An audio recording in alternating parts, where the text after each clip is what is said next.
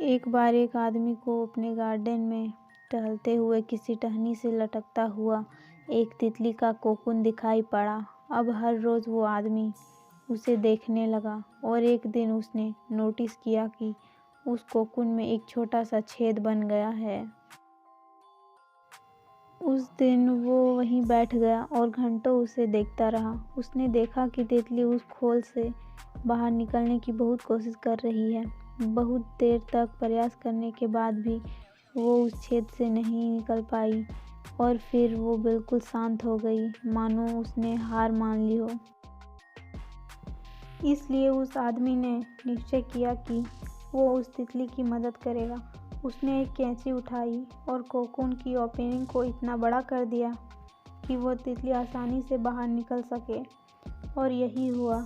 तितली बिना किसी और संघर्ष के आसानी से बाहर निकल आई, पर उसका शरीर सूजा हुआ था और पंख सूखे हुए थे।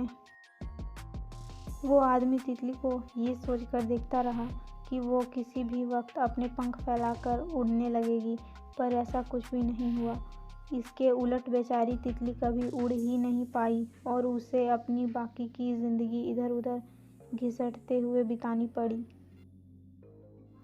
वो आदमी अपनी दया और जल्दबाजी में ये समझ ही नहीं पाया कि दरअसल कोकून से निकलने की प्रक्रिया को प्रकृति ने इतना कठिन इसलिए बनाया है ताकि ऐसा करने से तितली के शरीर में मौजूद तरल उसके पंखों में पहुंच सके और वो छेद से निकलते ही बाहर उड़ सके। वास्तव में कभी कभी हमारे जीवन में संघर्ष ही वो चीज़ होती है जिसकी हमें सचमुच आवश्यकता होती है। यदि हम बिना किसी स्ट्रगल के सब कुछ पाने लगेंगे तो हम भी एक अपंग के समान हो जाएंगे।